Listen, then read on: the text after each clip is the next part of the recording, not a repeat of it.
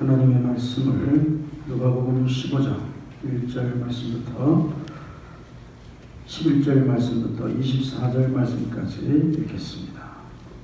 또 가라사대 어떤 사람이 두 아들이 있는데 그 둘째가 아비에게 말하되 아버지여 재산 중에서 내게 돌아올 분깃을 내게 주소서 하는지라. 아비가 그 살림을 각각 나누어 주었더니 그 후 며칠이 못되어 둘째 아들이 재물을 다 모아가지고 먼 나라에 가 거기서 허랑방탕하여 그 재산을 허비하더니 다 없이 한 후 그 나라에 크게 흉년이 들어 저가 비로소 궁핍한지라. 가서 그 나라 백성 중 하나에게 붙여 사니 그가 저를 들로 보내어 돼지를 치게 하였는데 저가 돼지 먹는 주염 열매로 배를 채우고자 하되 주는 자가 없는지라. 이에 스스로 돌이켜 가로되 내 아버지에게는 양식이 풍족한 품꾼이 얼마나 많은고 나는 여기서 줄여 죽는구나. 내가 일어나 아버지께 가서 이르기를 아버지여 내가 하늘과 아버지께 죄를 얻었사오니 지금부터는 아버지의 아들이라 일컬음을 감당치 못하겠나이다.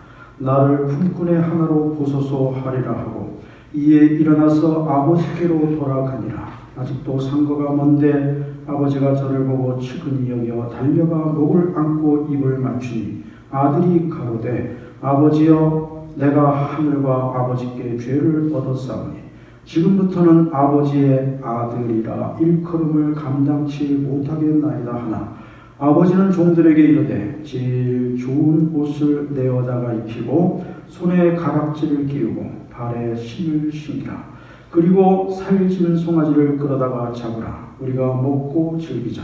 이 내 아들은 죽었다가 다시 살아났으며 내가 잃었다가 다시 얻었노라 하니 저희가 즐거워하더라. 아멘. 오늘 하나님을 떠난 인생이라는 제목으로 함께 말씀을 통해서 하나님께서 주시는 은혜를 나누고자 합니다. 특별히 오늘은 우리 코로나19 감염증 사태의 방역당국에서 사회적 거리두기를 1단계로 이제 내려서 모처럼 우리 철원중앙교회 성도들이 다 함께 나와서 예배를 드리는 이와 같은 아주 기쁜 주일입니다. 이 화창한 가을, 국화향기가 그윽한 이 주일 아침에 우리 철원중앙교회 그동안 나오지 못했던 우리 성도님들이 함께 나오셔서 하나님을 영광롭게 하는 예배를 우리가 드리는데 그래서 이렇게 뜻깊은 이 모든 성도가 함께하는 이 주일에 어떤 말씀을 우리가 나눌까 하고 제가 사실 좀 고민을 했습니다. 그러다가 결국 선택한 것이 바로 너무도 유명한 누가복음 15장 21절 이하에 우리가 흔히 말하는 탕자의 비유라고 하는 방탕한 자의 준말이죠. 탕자, 방탕한 자의 비유라고 우리가 흔히 말하는 그리고 이 자체가 복음이라고 불리울 정도로 그렇게 아주 귀한 말씀입니다. 누가복음 15장 11절 이하에 나타나는 이 탕자의 비유는 그 자체가 복음입니다.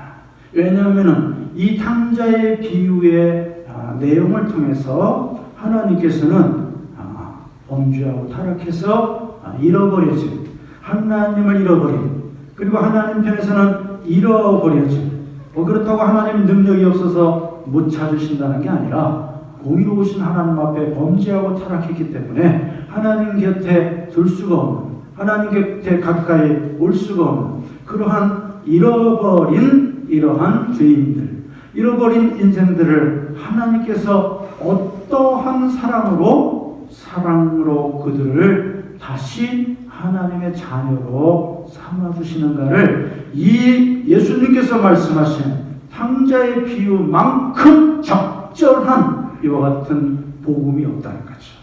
그래서 우리가 성경책 자체를 복음이라고 하지만 신구약 성경 자체를 복음이라고 하지만 그러나 이 성경 중에서도 압축해서 하나의 스토리를 뽑으라고 하면 바로 이 누가복음 15장에서 11 11절 이하에 나오는 이 우리가 탕자의 비유라고 부르는 이 말씀이 바로 복음이라는 거죠.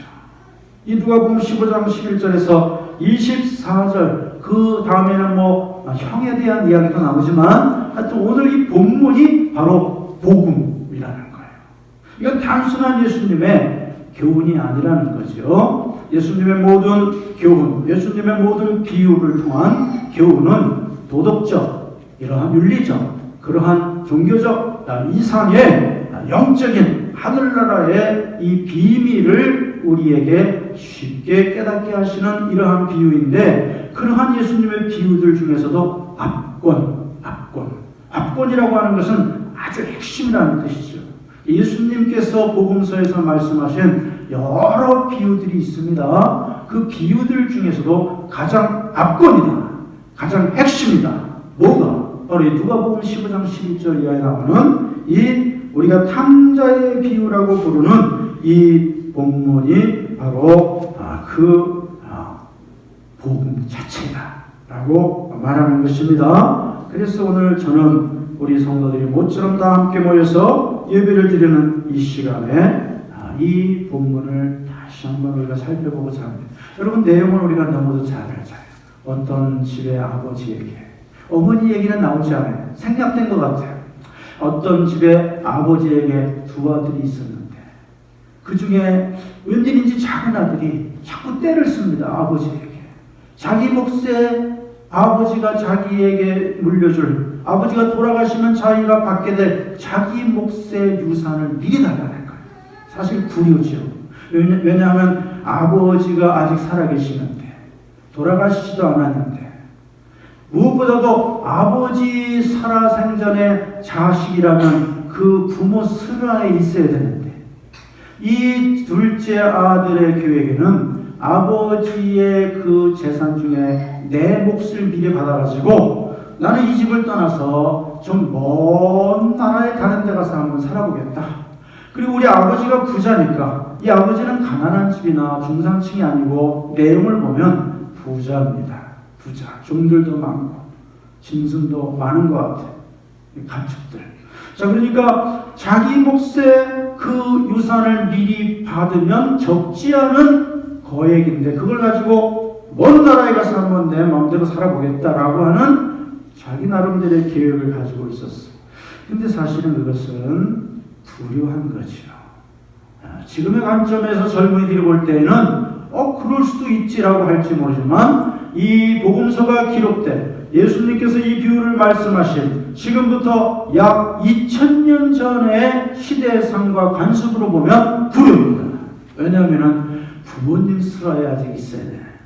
물론 아내를 맞이해서 결혼하면 살림을 나가서 분가할 수 있어요. 그러나 지금 그런 상태가 아니에요.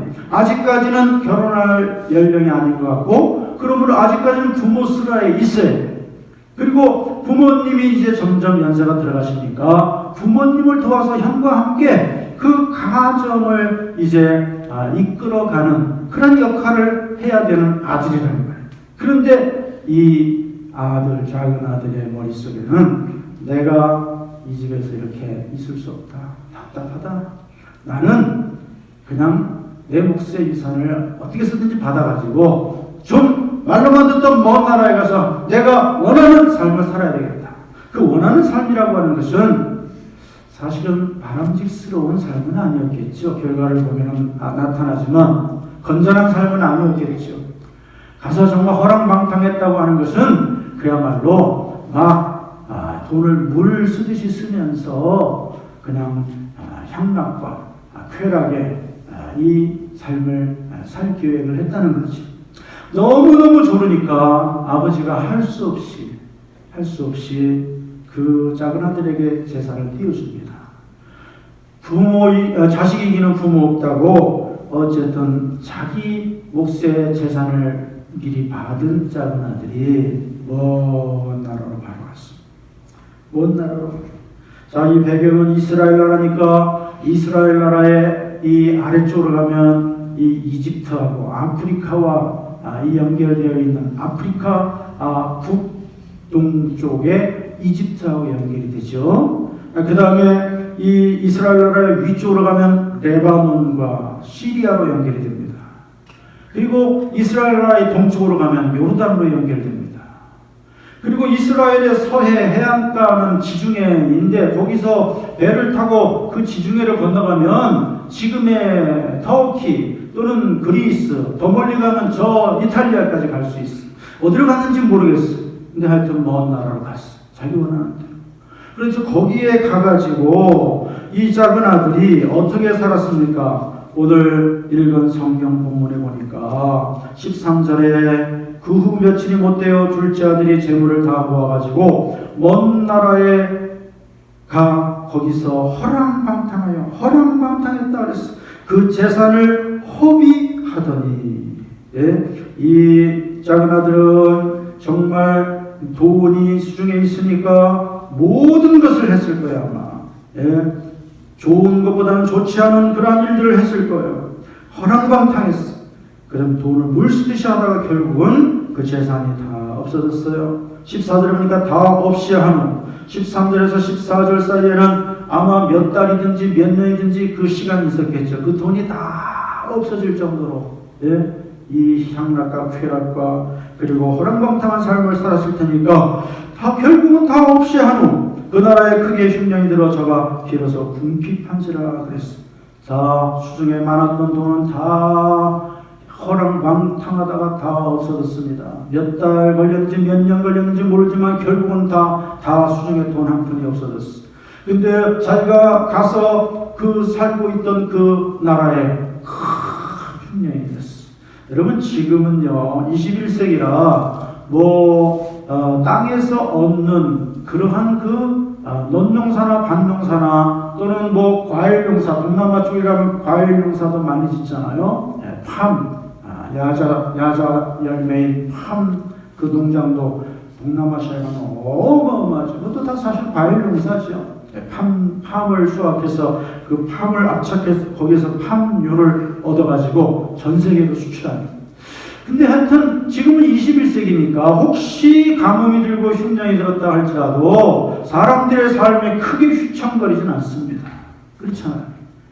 물론 좀 지장은 있지만 그러나 2000년 전에는요 가뭄이 들고 흉년이 된다고 하면요 사람들의 삶 자체가 피폐해지는 먹을 것이 정말 부족하고 정말 인심이 흉흉해지는 거예요.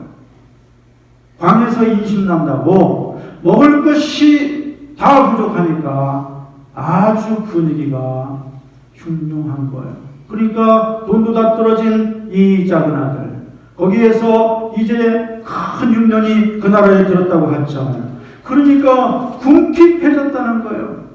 어느 정도 궁핍했냐 하면 15절에 보니까 가서 그 나라 백성 중 하나에게 붙었다 그랬어. 어떤 집에 말하자면 종으로 들어간 거죠. 그래서 먹고 살 수도 없으니까 먹을 것이 없으니까 그저 어떤 잠자리든지 재워만 주시고 먹여만 주시면 내가 이 집에서 일을 하겠습니다. 어쩌다 이렇게 됐습니까? 이렇게까지 됐어. 그래서 그 집에서 붙어 사는데 그 주인이 저를 들판으로 보냅니다. 들판에 뭐가 있냐면 주인이 키우는 돼지가 있어. 그 돼지를 키우는 일을 맡긴 거예요. 여러분 이 유대인들에게 돼지라고 하는 것은 부정한 짐승입니다. 유대인들뿐만 아니라 대체로 아랍, 중동 지방의 여러 민족들에게 돼지라고 하는 것은 부정한 짐승으로 여겨지는 거예요. 그런데 그 돼지를 키우도록 했다고 하는 것은 사실은 제일 밑바닥까지 내려갔다는 것입니다. 자, 그런데 16절에 보니까 비참한 내용이 나옵니다. 저가 돼지 먹는 주염 열매로 배를 채우고자 하되 주는 자가 없는지라. 여러분 제가 주염 열매를 가지고 나왔어요. 제가 1997년도에 성지순례를 갔다가 이스라엘 예루살렘에서 이 주염 열매, 예루살렘의 길가에 우리나라의 은행나무나 아카시아나무처럼 흔하게 있어요. 흔한 나무. 거기에 이 달리는 이 콩깍지가 이게 주염열. 이 안에 지금 이걸 까면은 이거 지금 말라서 그런데 열면 이 안에 씨가 들어있어. 근데 요게 약간 쌉쌀하면서도 달콤한 맛이 난다. 이것은 지중해 연안에 있는 국가들에게는 흔한 나무예요. 그런데 2000년 전에는 돼지를 이거를 따가지고 삶아서 돼지를 이걸 먹였다는 거예요. 돼지의 사료로 썼다는 거죠. 주요 열매. 사람이 먹는 열매가 아니에요. 돼지가 먹는 용도로 쓰는. 근데 이 사람이 배가 너무 고프니까 먹을 것이 너무 없으니까 이 사람이 이 쥐염 열매로 배를 채우고자 했지만 이 쥐염 열매조차도 자기 먹을 것이 없다는 거예요. 주는 자가 없다라고 했어요. 주는 자가 없지라. 그래서 이렇게 비참해진 이 사람이 17절에 보니까 이에 스스로 돌이켜 가로되 내 아버지에게는 양식이 풍족한 품꾼이 얼마나 많았고 나는 여기서 주려 죽는구나. 나는 여기서 굶어 죽는구나. 때늦은 탄식과 후회를 하죠. 자기가 떠나온 그 고국에 자기 아버지 집에는 품꾼이 많고 그 품꾼도 양식이 많습니다. 그 집에 양식이 많은 집이 아버지 집이 생각하지 않을 수 없는 것입니다. 그래서 이 작은 아들은 18절에 보니까 위대한 결단을 하는데 내가 일어나 아버지께 가서 이르기를 아버지여 내가 하늘과 아버지께 죄를 얻었사오니 내가 하나님과 아버지에게 죄를 졌사오니 지금부터는 아버지의 아들이라 일컬음을 감당치 못하겠나이다. 나를 품꾼의 하나로 보소서. 이 불효자식, 이 못난 자식, 이 자식은 이제는 아버지의 아들의 자격이 없으니 아버지의 일꾼으로 품꾼으로 보소서 하리라 하고 이에 일어나서 아버지께로 돌아가니라. 아직도 상거가 먼데 아직도 이제 여러 날 아마 걸어서 거지 몰골로 이 작은 아들이 여러 날 걸었어. 아마 한 달 이상 걸었을 거예요. 걸어가지고 이제 자기 집을 찾아가는데 어느덧 가까이 왔어요. 근데 아직도 상거가 먼데, 상거라고 하는 것은 상호 간의 거리. 아직도 거리가 먼데 아버지는 그 집 앞에서 저 멀리 아주 깜깜한 점처럼 나타나서 점점 가까이 오고 있는 그곳이 자기가 그렇게 날마다 기다리고 날마다 걱정하고 날마다 그 기다리던 그 작은 아들이라는 것을 벌써 알았어요. 그러니까 부모님의 사랑을 알지. 그래서 이 아버지는 먼저 달려갑니다. 달려가서 안고 그리고 목을 끌어안고 입을 맞추고 그 아들을 영접합니다. 살찐 송아지를 잡으라고 하고 제일 좋은 옷을 내어서 입히라고 하고 그 다음에 뭐라고 말하냐면 이 내 아들은 죽었다가 다시 살아났으며 그리고 내가 잃었다가 다시 얻었노라. 여러분 여기에 이 아버지는요 예수님이 이 비유를 말씀하시고 예수님의 비유입니다. 여기에 이 아버지는 하나님 아버지를 가리키는 줄 믿으시기를 주님의 이름으로 축원합니다.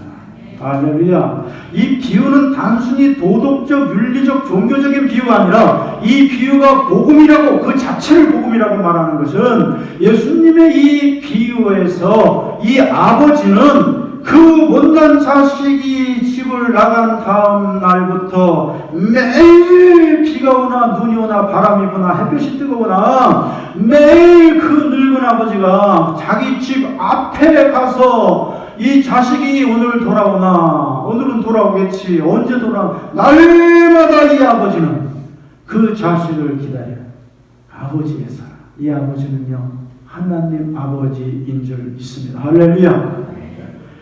나를 이렇게 기다리셨어요. 하나님께서 나 같은 죄인을 구원하시기 위해서 하나님께서 못난 죄인 스스로 범죄하고 타락해서 하나님의 영광을 가리우고 하나님을 떠나서 저 세상이 좋다고 세상에 나아가서 세상 따라 살고, 그리고 주님의 이름을 멸시하고 복음을 무시하고 이렇게 살았던 탕자가 바로 나 자신인데, 우리 하나님은요, 이 못난 자식, 저 자식이 언제나 돌아오나 기다리고 계셨다. 할렐루야. 우리요, 때가 되니까 다 허비하고 다 없어지고 다 실패하고, 더 이상 내 곁에 사람이 없고, 돈 떨어지니까 더 이상 친구들도 나와 함께 하지 아니하고, 돈 떨어지니까 더 이상 이제 내가 하고 싶은 거 할 수가 없고, 그야말로 이제는 완전히 거지가 되었어. 그리고 이제 굶어 죽게 생겼으니까 이제는 종으로 들어가가지고, 그리고 그 종들이 하는 일 중에서도 가장 기피하는 돼지를 키우는 일을 들판에서 하는데, 너무 배가 고프니까 돼지가 먹는 쥐염 열매로 창자를 채우려고 하는데 그것도 주는 자가 없다. 이 쥐염 열매조차도 마음껏 먹을 수 없을 정도로 배가 고팠다는 거죠. 여러분, 배고픈 사람이 제일 크다고 하죠. 여러분, 우리가 세상에서 쥐염 열매를 먹은 적은 없습니다. 우리는 예수 믿기 전에도 세상에서 잘 살고 잘 먹고 잘 입고, 그리고 잘 우리는 행동을 했어. 그러나 예수 믿고 하나님 자녀가 되고 보니까 그것이 다 쥐염 열매를 먹는 줄 모르고 살았던 것인 줄 믿습니다. 할렐루야.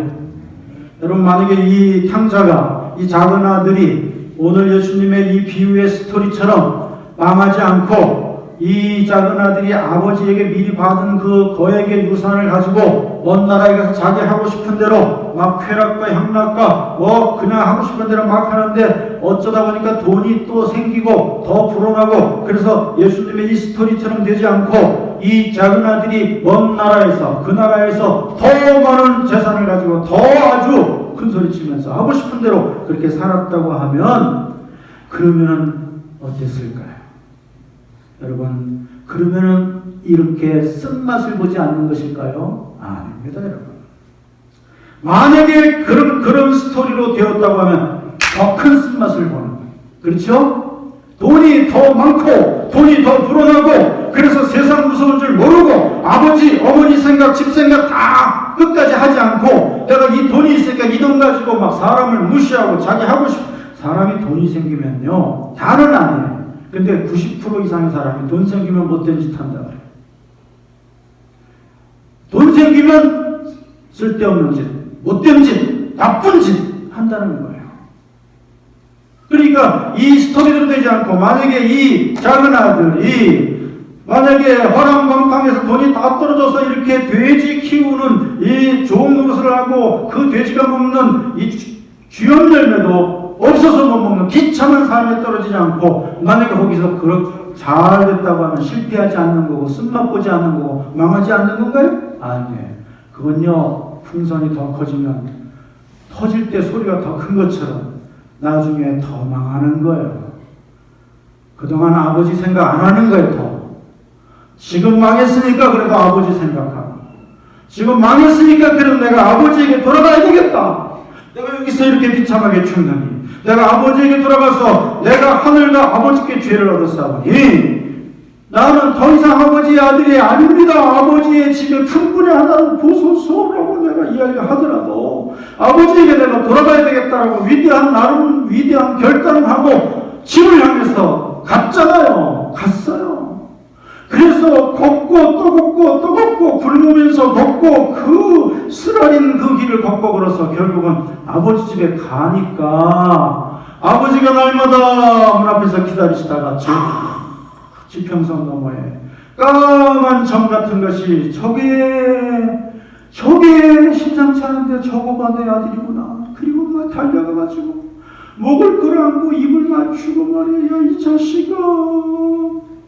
여러분, 자식이 부모를 위해서 눈물을 흘리는 것보다 부모가 자식을 위해서 눈물을 흘리는 게 더 진한 눈물입니다. 사람들은 그걸 몰라요. 저도 우리 부모님들, 우리 처가의 부모님, 제 친가의 부모님 다 하늘나라 가셨지만 꼭 가시고 난 다음에 생각을 하는 그분들이 자식을 위해서 흘렸던 그 눈물이 내가 부모님들을 위해서 흘렸던 눈물보다 1000배, 10,000배는 더 진한 건데 그걸 살아계실 때는 몰라요. 여러분, 이 아버지가 말이에요. 이 못난 자식의 이 목을 끌어안고 볼을 비비고 입을 맞추고 이 자식아 왜 잊어갔니? 내가 너를 얼마나 기다렸니? 이게 바로 하나님의 사랑입니다. 할렐루야. 이 하나님의 사랑이 계신다는 말이에요. 이 사랑이 있으니까 여러분 코로나19 우리 두려워하지 마시기를 주님의 이름으로 축원합니다. 우리가 마스크 써야 되고 손소독 잘해야 되고 그리고 우리가 위험한데 조심해야 돼요. 그거 지켜야 돼요. 우리는 전능하신 살아계신 하나님을 믿으니까 마스크 필요 없어. 전함교처럼 그렇게 하면 안 돼요. 예수님은 우리에게 뱀같이 지혜롭고 비둘기같이 순결하라 그랬어요. 가이사의 것은 가이사에게, 하나님의 것은 하나님에게 드리라고 그랬어요. 사랑하는 성도 여러분, 오늘 우리가 코로나가 만연한다 할지라도 내가 두려워하지 않고 이 하나님의 사랑이 있으니까 난 코로나 안 걸릴 거야 라고 하는 것보다는 하나님의 이 사랑이 지금도 앞으로도 언제나 나와 함께 하시니까 코로나를 내가 조심하지만 만약에 걸려서 천국 가더라도 난 할렐루야. 만약에 걸려도 하나님이 치료해 주실 것이니까 할렐루야. 걸리지 않으니까 할렐루야. 이렇게 살아야 된다. 할렐루야. 사랑하는 성도 여러분, 코로나뿐만이 아니라 오늘 우리를 두렵게 하고 우리를 외롭게 하고 우리를 아프게 하는 것들이 많이 있잖아요. 외부적인 것들도 있죠. 나 자신이 부족해서, 나 자신이 어리석어서, 나 자신이 성도이면서 하나님의 말씀대로 살지를 않아서 내가 실수하고 죄를 짓고 그래서 겪는 어려움도 있어요. 사람이 꼭 자기는 생각 안 하고 세상 때문에 힘들다고 그러고 다른 사람 때문에 힘들다고 그래요. 남의 탓만 해. 아닙니다. 얼마 전에 우리나라 가톨릭에서 캠페인을 했는데 다 내 탓입니다 라고 하는 이런 그 스티커를 만들어서 가톨릭 신자들 자동차 뒤에 이렇게 다 달고 다니게 다 내 탓입니다. 여러분 그렇습니다. 첫째는 내 탓이에요. 내가 좀 더 이웃을 사랑하고 내가 좀 더 겸손하게 살고 내가 좀 더 가족을 사랑하고 내가 좀 더 좋은 성도가 되고 내가 좀 더 하나님의 좋은 자녀가 되고 내가 좀 더 주님의 좋은 제자가 되기를 내가 좀 더 결단하고 좀 더 힘써야 된다. 나는 교만해지지 않았는가?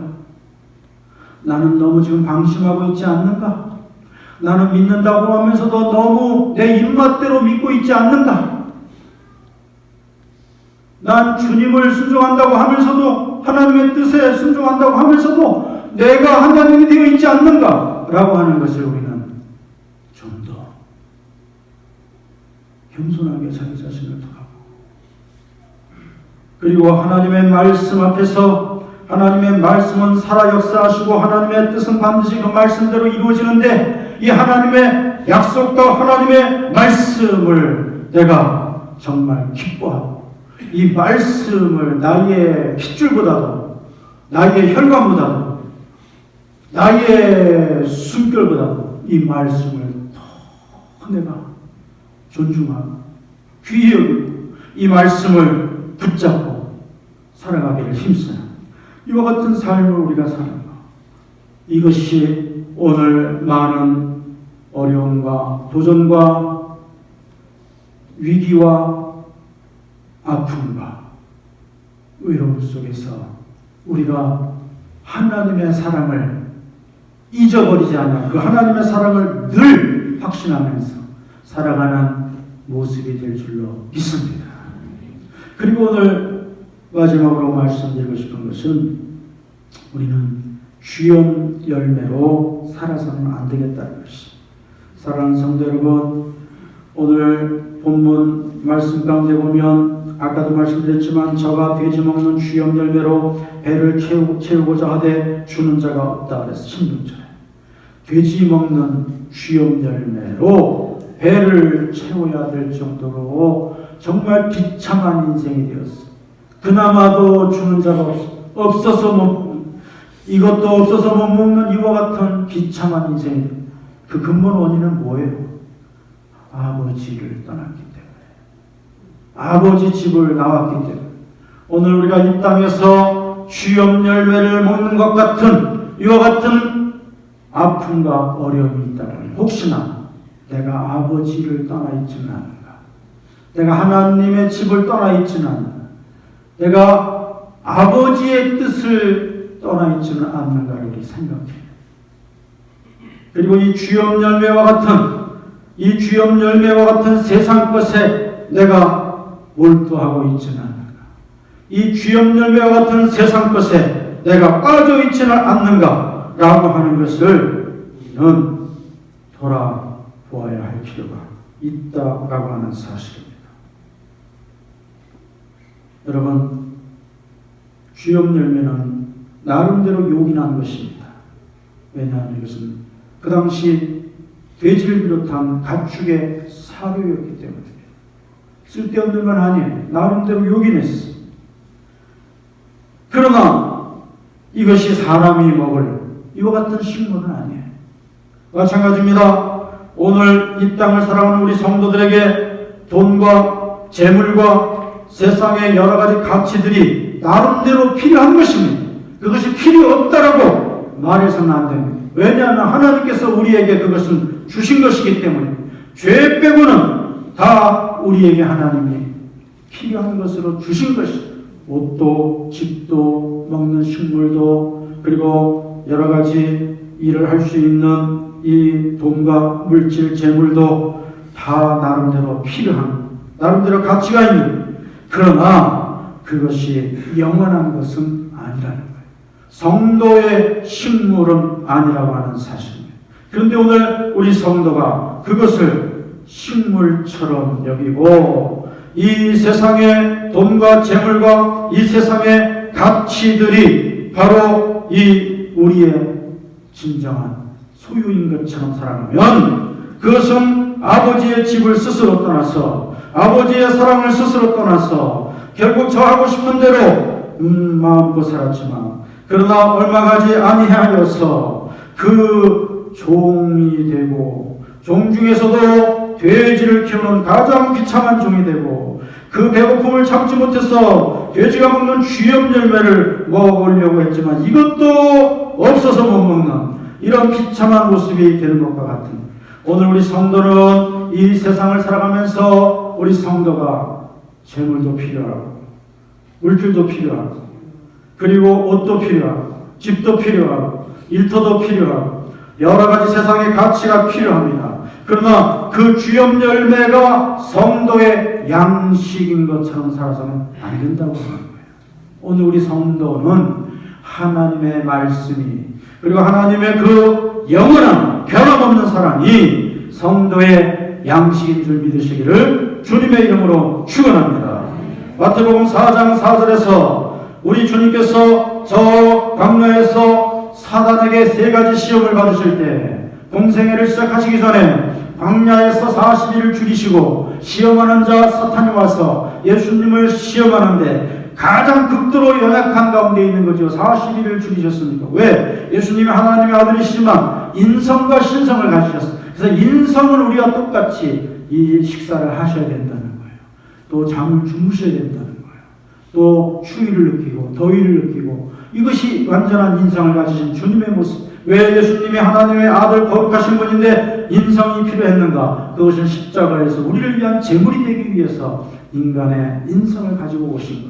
그래서 그 40일을 죽이셨다는 것은 예수님이 가장 지금 연약한 가운데 있을 때 그 시험하는 자 마귀 사탄이 왔어. 첫 번째 시험이 뭡니까? 네가 만일 하나님의 아들이거든 이 돌들로 명하여 떡돌이가 되게 하라. 이거는요 아주 함정이 있는 거예요. 왜냐하면 예수님 40일을 지금 죽이셨으니까 첫 번째 시험, 이야 예수님이 속으로 이야 잘됐다, 이거 뭐 식은 죽 먹기인데 뭐 이 돌들을 떡으로 만드는 건 난 식은 죽 먹기인데 배가 고픈 김에 잘 됐네. 이 떡으로 만들어버리고 먹어야 되겠다. 그리고 얼른 했다면 마귀의 시험에 넘어가는 거죠. 그때 우리 주님께서 뭐라고 말씀하셨습니까? 구약성경 신명기 8장 3절의 말씀을 인용하십니다. 사람이 떡으로만 살 것이 아니요 하나님의 입으로 나오는 모든 말씀으로 살 것이라. 할렐루야.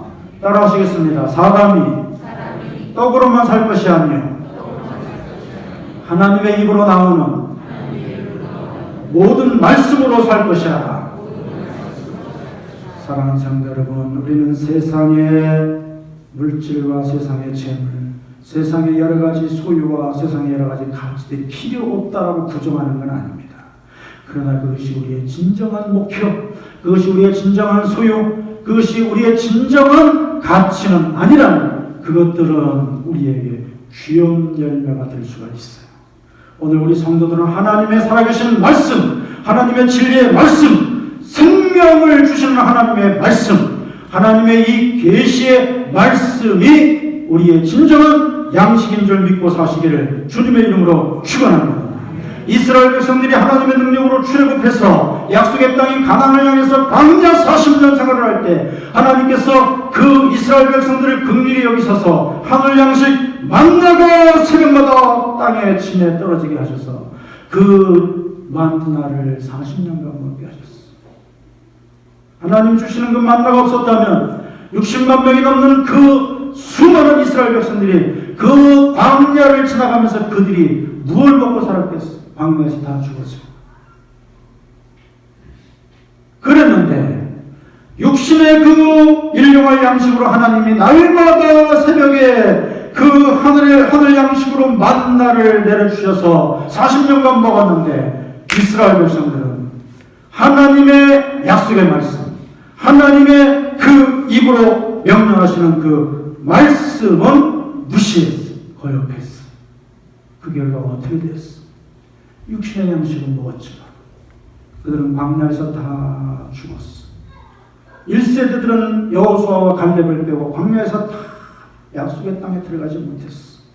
뱀에게 물려 죽고 깊은 땅이 갈라진 틈에 빠져 죽고 하나님의 징계를 받아 심판을 받아서 그들은 광야에서 다 죽었어. 왜? 하늘 양식은 먹었는데, 하늘에서 주시는 육신의 양식인 만나는 먹었는데 하나님의 입으로 나오는 그 명령과 하나님의 약속의 말씀은 그들이 무시하고 거역하고 폐역했어.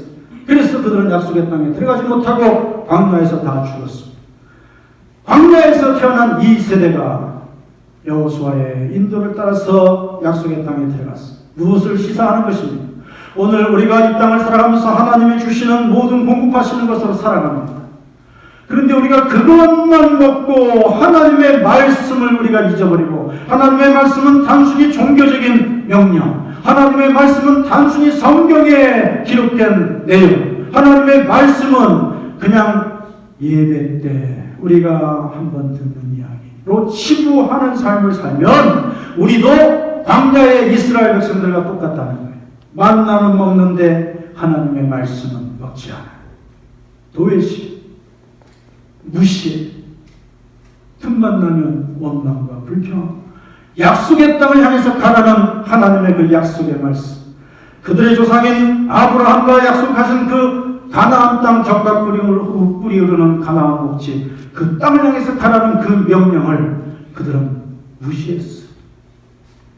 당장의 눈앞의 것을 보고 원망하고 불평하고 불순종했어.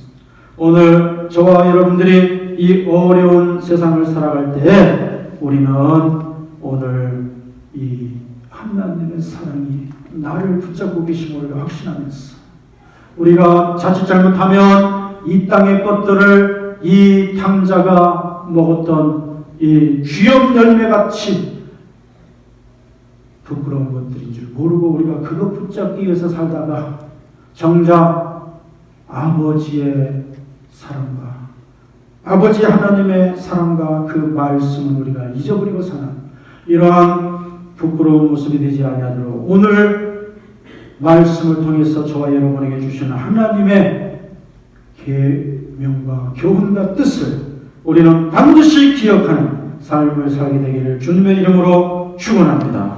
하나님 아버지 감사합니다. 오늘 사랑하는 성도들이 다 함께 모여서 다시 한번 기쁨으로 예배를 드리게 하시니 감사합니다. 아버지 하나님, 앞으로 계속해서 우리가 이와 같이 하나님 손을 사모하는 마음으로 함께 모여서 하나님께 영광을 돌리는 예배를 드릴 수 있게 하여 주시옵소서. 하나님의 사랑 감사합니다. 하나님의 사랑 감사합니다. 하나님의 사랑으로 살게 하여 주시옵소서. 하늘 양식으로 살게 하여 주시옵소서. 예수 그리스도의 이름으로 기도하옵나이다. 아멘.